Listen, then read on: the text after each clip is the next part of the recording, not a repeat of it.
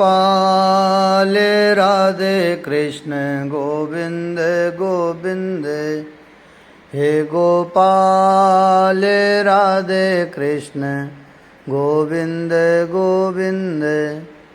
राधे गोविंद गोविंद राधे गोविंद गोविंद राधे गोविंद गोविंद राधे गोविंद गोविंद। हे गोपाल राधे कृष्ण गोविंद गोविंद। हे गोपाल राधे कृष्ण गोविंद गोविंद।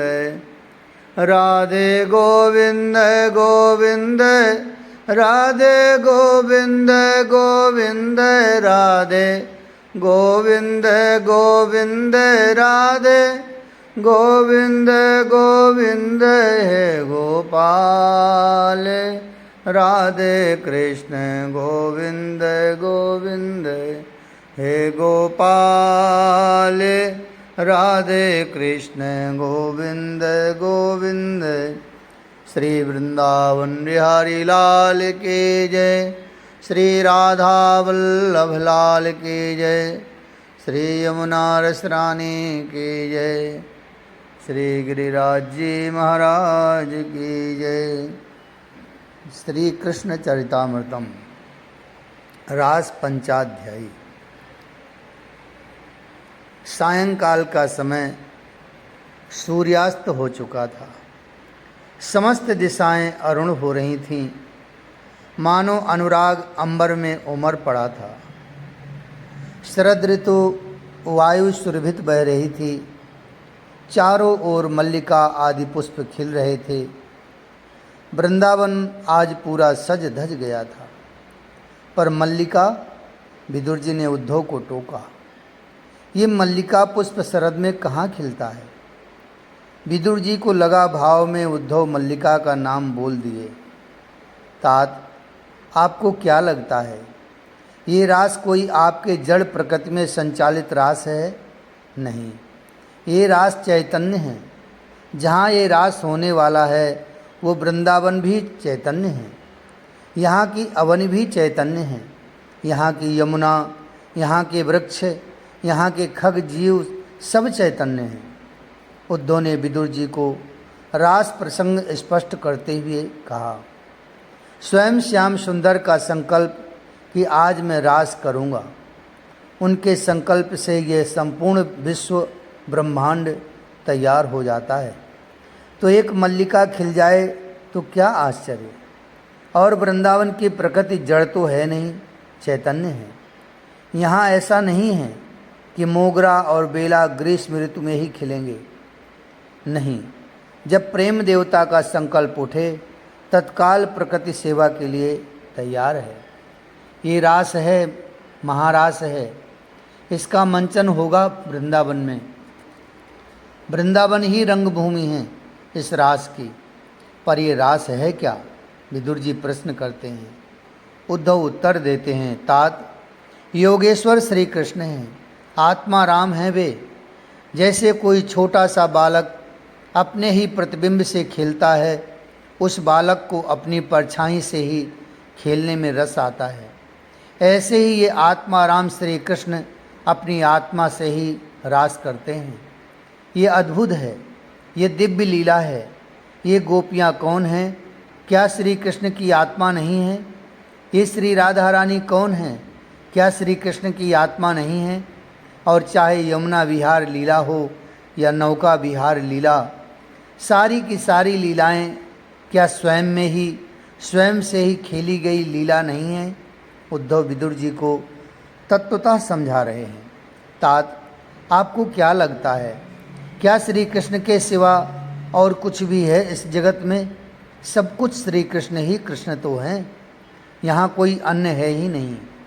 इस रहस्य को प्रकट किया गया है रास विहार में। सब स्वयं हैं, कोटि कोटि गोपियाँ सब श्री कृष्ण हैं, श्री राधा श्री कृष्ण हैं। अरे इतना ही नहीं, ये वृंदावन श्री कृष्ण हैं, यमुना श्री कृष्ण हैं, यहाँ के वृक्ष खग सब श्री कृष्ण ही तो हैं। उद्धव बोलते रहे भाव में, तात ये आत्मरति का एक महामहोत्सव स्वयं आत्माराम श्री कृष्ण ने आयोजित किया है। मैं अतिशयोक्ति नहीं कह रहा तात, आत्माराम शब्द इस महाराज से ही मिला है।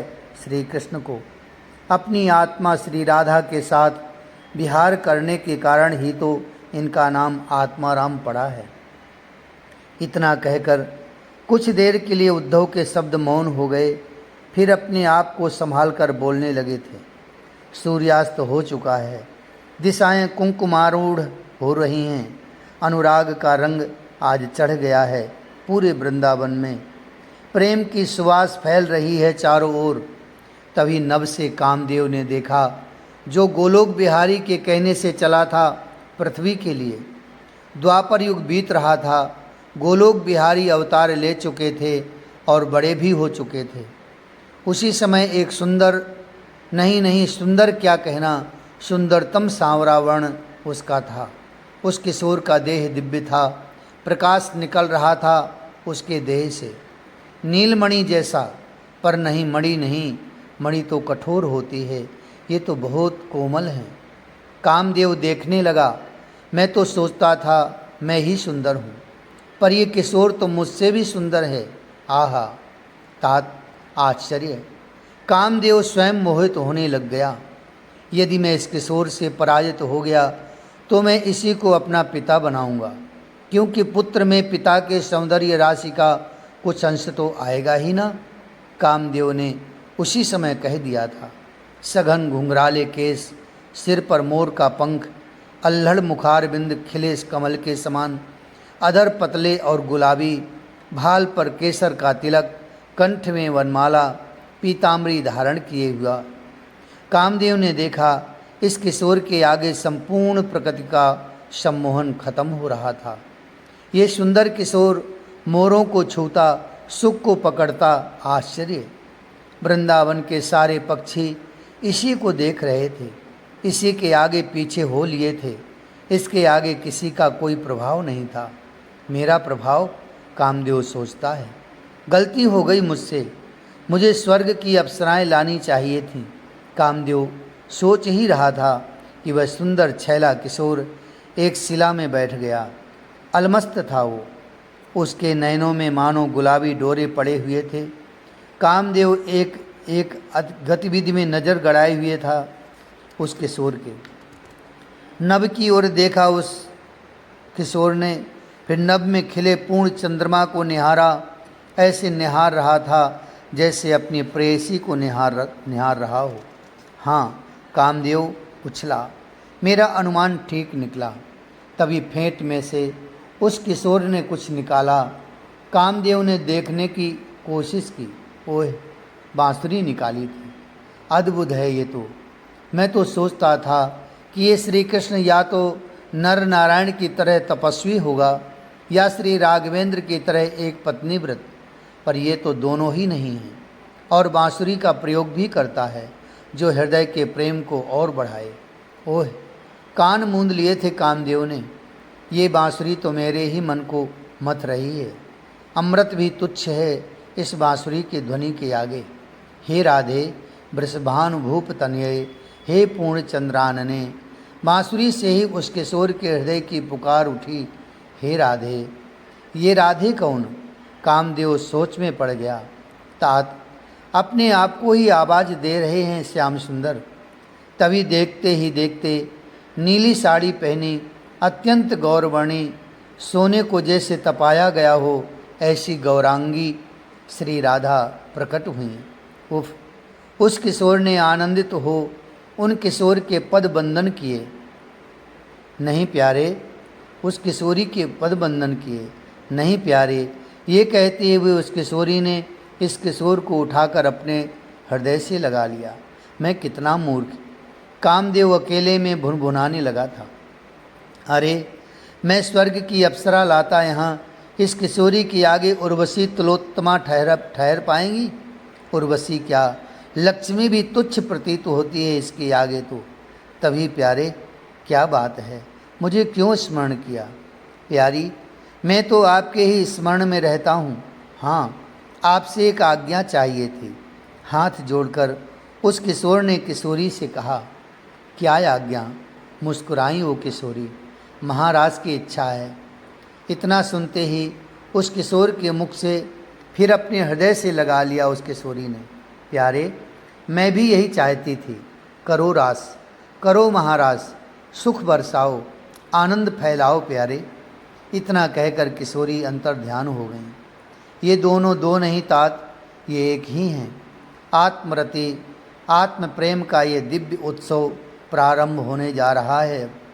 उद्धव इतना ही बोल सके। प्रेमी के समान त्यागी हो कौन? प्रेमी के समान योगी कौन? प्रेमी के समान विरागी कौन? प्रेमी के समान सन्यासी कौन? प्रेमी का मन अपने प्रियतम में नहीं लगता, अपितु उसका मन प्रियतम का आकार धारण कर लेता है। तात, एक सन्यासी भी सर्वस्व त्याग से पूर्व विचार तो करता है, पर प्रेमी कहाँ विचार करता है? वो तो बस त्यागता है और चल पड़ता है प्रियतम की ओर। विचार क्या? कौन ज्ञान हो गया है प्रेमी को कि प्रियतम की एकमात्र सत्य है, बाकी सब मिथ्या असत्य है। प्रेमी के समान योगी कौन? क्या योग का अर्थ जुड़ना नहीं होता? तो प्रेमी के समान अपने प्रियतम से जुड़ा कौन है?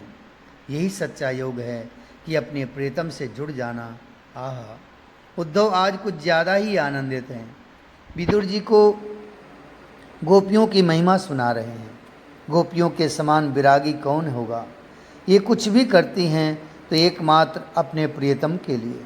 ये केस काटकर हो जाती हैं सन्यासिन, पर यह सुंदर केस भी इसलिए रखती हैं कि मेरे प्रियतम को ये केस अच्छे लगते हैं। ये हाथों में चूड़ियाँ पहनती हैं मात्र इसलिए कि इनके श्याम सुंदर को ये प्रिय है। तात, सब कुछ इनका प्रिय है, प्रिय के लिए। उद्धव अब आगे प्रसंग को बढ़ाते हुए कहते हैं, तात, कामदेव देख रहा है गगन से। उसने वृंदावन में देखा अपनी प्रिया श्री राधा रानी से महाराज की आज्ञा लेकर श्याम सुंदर ने फिर वेणुनाद किया था। पर आश्चर्य, इस बार के वेणुनाद में तो श्याम सुंदर ने गोपियों का नाम लेना शुरू किया। ये नाम वो स्पष्ट ले रहे थे। ओह, ये नवल किशोर कितना सुंदर है। कामदेव ये कहते हुए आह भर रहा था। उसके हाथों का वो पुष्प धनुष कब का गिर गया उसे भान भी नहीं था। उन गोपियों को तो देखूं, वो आएंगी। कामदेव नभ से ही देखने लगा था गोपियों को। गाय दुह रही थी एक गोपी, उसका नाम गूंजा बांसुरी के स्वर में। वो बदहवास सी भागी उसी दिशा की ओर जिस दिशा से बांसुरी की ध्वनि आ रही थी। वस्त्र अस्त व्यस्त हो गए हैं। उसके दोहनी फेंक दी। दूध दुहने वाला पात्र गिर ही गया। फैल गया था दूध, पर इसे भान कहाँ। ये तो बस भाग रही है अस्त व्यस्त सी। कामदेव ने देखा आश्चर्य। अब दूसरी गोपी का नाम गूंजा बांसुरी में। कामदेव ने उस गोपी को देखा। वो दूध बैठाकर आँच में आई थी, पर उसी समय बांसुरी की ध्वनि, दूध उबलता रहा, फैल गया, पर वो गोपी भागी, पागल की तरह भागी। ऐसे भागी जैसे उसका बहुत कुछ छूट रहा हो और उसे पकड़ना है। एक गोपी तो अपना श्रृंगार कर रही थी। आईने के सामने बैठकर सज रही थी, सजते हुए मुग्ध थी। कामदेव ने देखा वो सुंदरी थी, अत्यंत सुंदरी। सुंदरी तो सब हैं यहाँ, अद्भुत रूप लावण्य है इन सब का। स्वर्ग की अप्सराएं सब व्यर्थ थी इनके आगे। तात, तो कामदेव ने देखा वो गोपी मंत्र मुग्ध हो अपना श्रृंगार कर रही थी।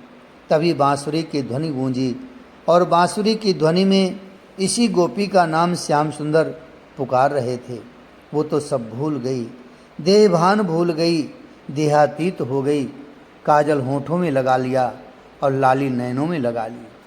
वो भागी, उसे अपना भी भान नहीं है, पर बांसुरी का स्वर जिधर से आ रहा था उस ओर ही इसके कदम बढ़ रहे थे अपने आप।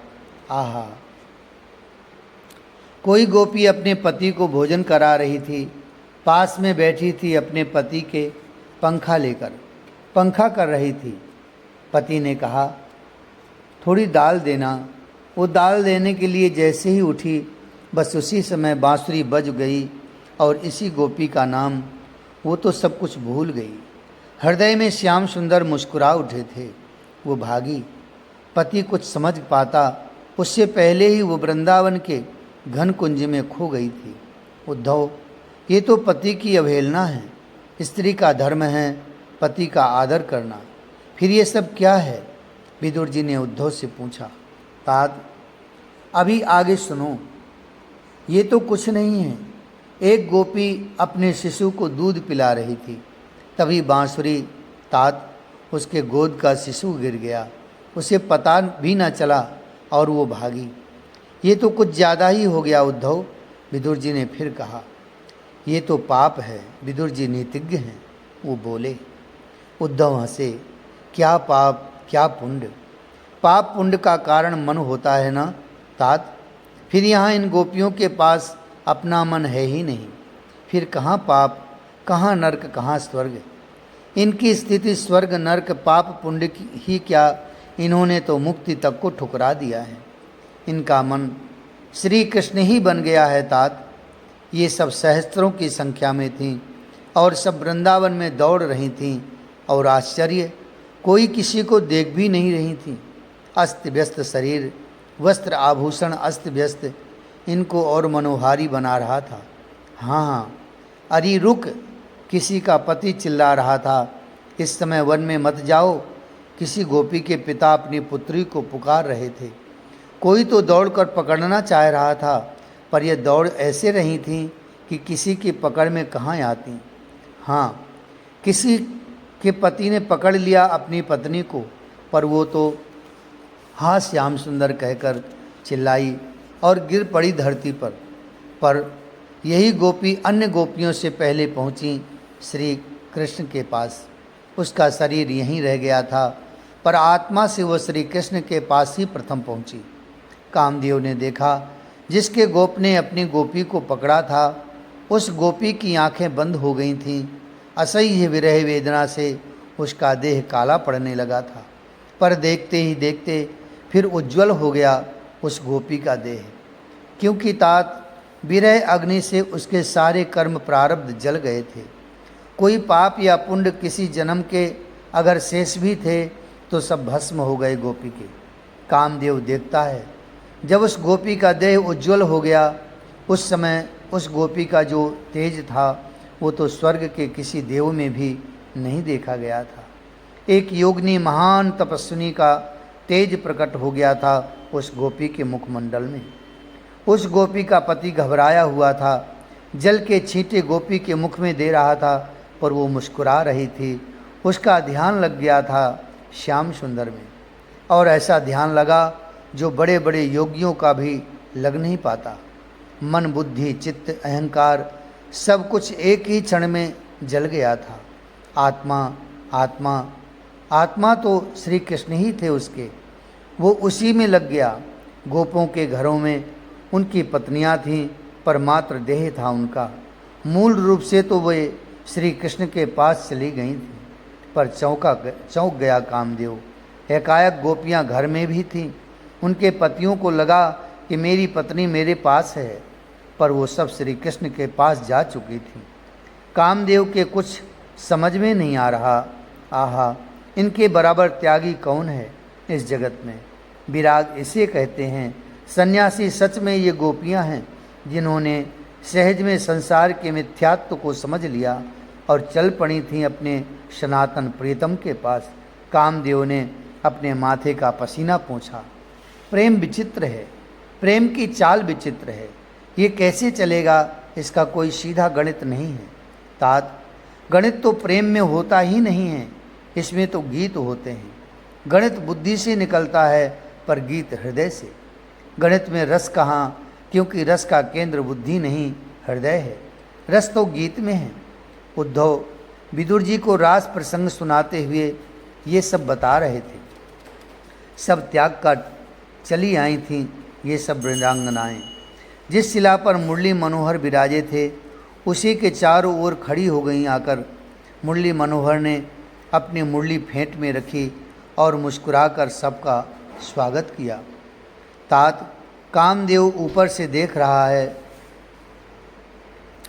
हे ब्रज गोपियों, आप सबका स्वागत है मेरे वृंदावन में। स्वागतम ओ महाभागा, प्रियम किम करवाणि वहा, ब्रजस्या नामयम कश्चित ब्रूतागमन कारणम। मुस्कुराते हुए आगे बढ़कर गोपियों का स्वागत किया नंदनंदन ने। पर आप लोग यहाँ आई क्यों हो? ओह, ये क्या पूछ लिया इस किशोर ने। कामदेव अपना सिर पकड़कर बैठ गया। हाँ हाँ बताओ, क्यों आई हो? नंदनंदन बस अपनी बोले जा रहे थे। ओह, अब समझा मैं, तुम रात्रि की शोभा देखने आई हो कि पूनों की रात में वृंदावन की शोभा कैसी होती है। पर अब तो देख ली होगी। जाओ जाओ जाओ गोपियों। कामदेव को लगा कि मेरा अगर शरीर होता तो मैं इसी शिला में अपना माथा पटक पटक कर मर जाता है। ये किशोर विचित्र है। स्वयं ने ही बांसुरी में नाम ले लेकर इन गोपियों को बुलाया। अब जब ये आ गई तो कह रहा है क्यों आई हो? हाँ हाँ बताओ। श्याम सुंदर अभी भी बोले जा रहे हैं। देखो, तुम लोगों के पति तुम्हारी बाट देख रहे होंगे। जाओ, पतियों को इस तरह छोड़कर मेरे पास आना अच्छा नहीं है। जाओ। और हाँ, क्या तुम्हें पता नहीं, पति ही ईश्वर होता है। पति की सेवा से बढ़कर इस जगत में कुछ नहीं है। हे गोपियों, पति चाहे वृद्ध हो, जड़ हो, रोगी हो, धन से हीन हो, पर स्वर्ग जिसे चाहिए वो स्त्री पति की सेवा करे। जाओ, तुम लोग सेवा करो अपने अपने पति की। नंदनंदन इतना कहकर चुप हो गए थे। गोपियों का मुख कमल पहले जैसे खिला हुआ था, अब ये सब सुनकर तुरंत मुरझा गया। नेत्रों से अश्रु बहने लगे। उन अश्रुओं के साथ कज्जल भी बह रहा था। उन गोपियों के गोरे कपोलों को काला बना रहे थे वे कज्जल मिश्रित अश्रु।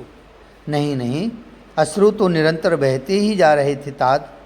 अजस्र अश्रुधारा, कपोल वक्ष सब कुछ गीला कर दिया था उन अश्रुओं ने।